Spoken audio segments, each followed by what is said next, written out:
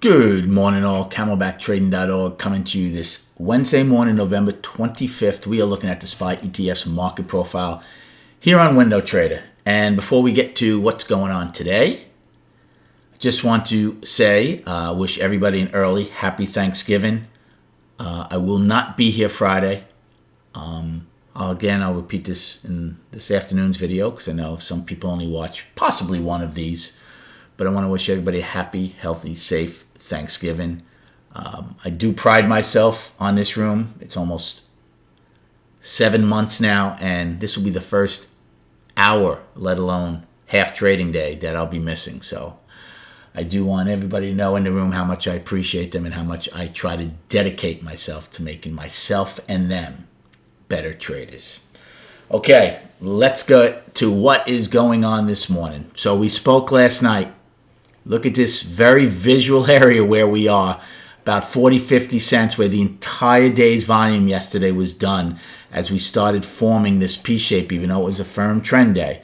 For my money's worth, these people were all long. So what happened in the overnight? Well, here's the overnight so far. Right after the market closed, we shot up tremendously. Our overnight high is now 365.31. So that is above the all-time regular trading hours high, but below the other overnight all-time high. Only to come back and finish basically where we closed. So the majority of the overnight, as you can see, is being done right above and right below where we closed.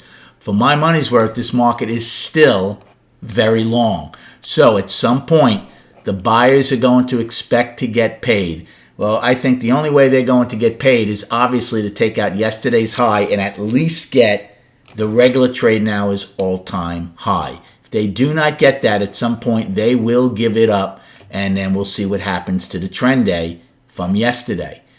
As far as the other ones, Russell kind of in the same boat as us, except they're really close to their afternoon pullback. Remember, they did not have a trend day the last 2 days. They have hit all-time highs, though, the last 2 days.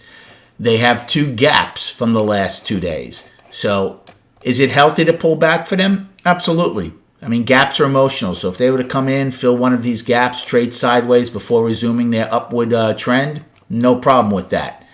For the triple Qs, a little different story. They came to the party a little later yesterday than Russell and SPY, right? We both gapped higher. They did not. But look what they did do. They took out that 6-day balance where we had 6 highs within $2 of each other and close above it, which is very bullish. And now they're looking to possibly gap higher today. Remember, they have not gotten to their all-time high yet. Now, we're a lot closer to it in the SPY and the S&P. They're still about $8, $9 away. So they have a little more work to do.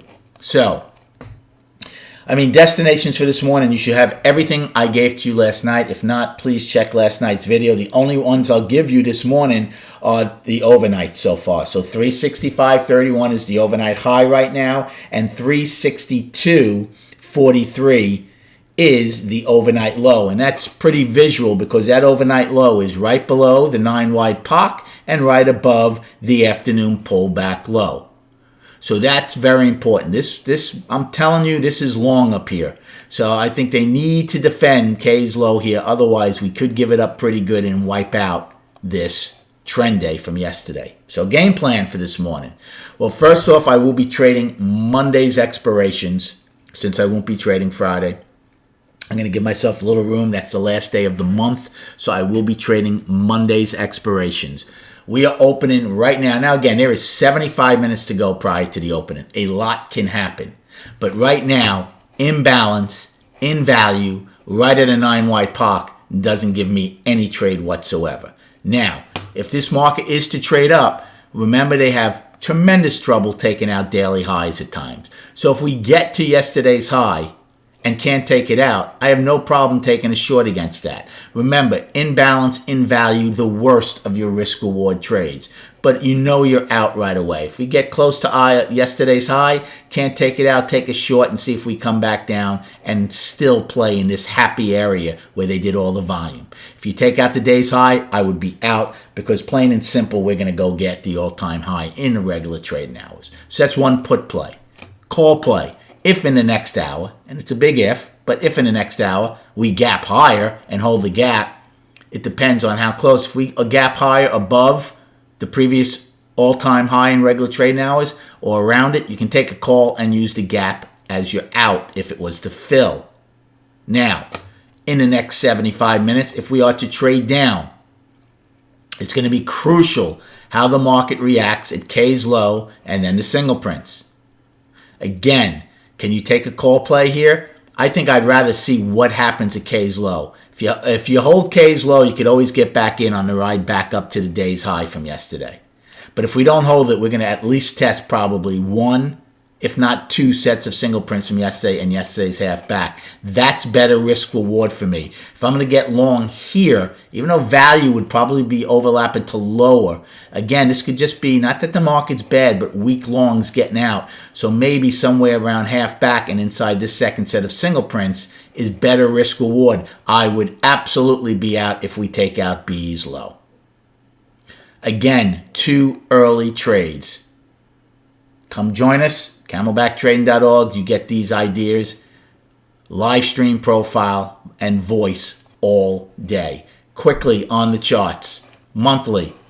Again, here's the bottom line in all the charts. Destination, the regular trading hours high in the monthly. Stay above last month's inside month up. Weekly, same thing. Your next destination is the all-time high. Inside week up holding. That's important. Last week's high is 362.59.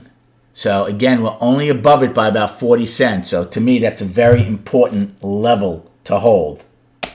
It's also right above K's low from yesterday. So that might be the real important one.